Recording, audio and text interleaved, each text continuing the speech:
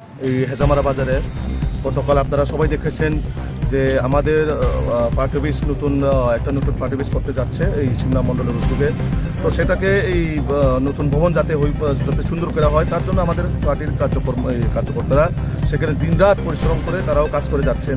তো হঠাৎ করে কালকে রাত্রে ত্রিপুরা মঠের কিছু উচ্ছৃঙ্খল এবং গুন্ডা বাহিনী, যাদের নামে অলরেডি থানার মধ্যে প্রচুর এফআইআর করা আছে, এই লোকগুলা হঠাৎ করে আমাদের কর্মীদেরকে রাস্তার মধ্যে আটকিয়ে যেভাবে তাদেরকে প্রাণঘাতীর হামলা করে ওনারা এখন বর্তমানে খুব সিরিয়াস কন্ডিশনে জিবি হাসপাতালে চিকিৎসাধীন।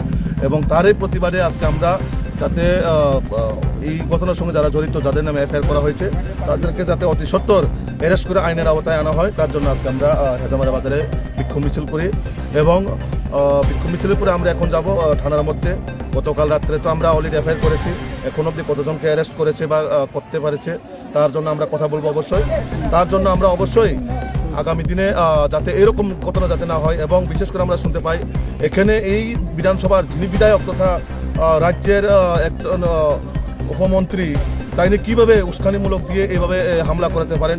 তাইনি একজন পবিত্র বিধানসভার সদস্য, পাশাপাশি একটা সংবিধানের দায়িত্বে আছেন উনি, কীভাবে এরকম একটা উস্কানিমূলক বক্তব্য দিয়ে মানুষের মধ্যে এখানে ত্রিপুরাসের মধ্যে একটা লড়াই করতে পেরেছেন?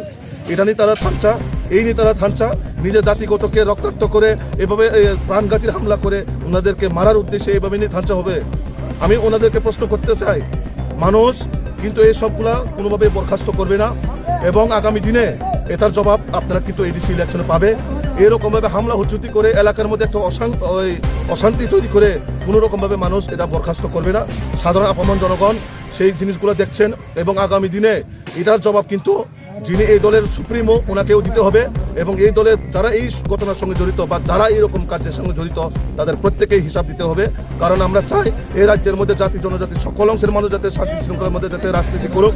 এইরকমভাবে হামলা হুজ্জুতি করে সবসময় একটা এলাকার উশৃঙ্খল করে অশান্তি তৈরি করে সাধারণ মানুষকে আতঙ্কের মধ্যে রেখে ওনারা যেভাবে রাজনীতি করার চেষ্টা করছেন সেটা কোনোভাবেই মানুষ মেনে নেবে না।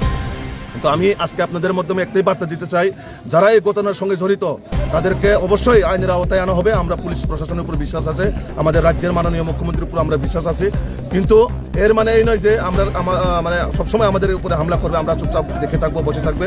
তাতে এরকম ভবিষ্যতে যাতে না হয়, এই ত্রিপুরাকে এগিয়ে নিয়ে যেতে হলে আমরা সকল অংশের মানুষ মিলেমিশে আমরা কাজ করতে হবে।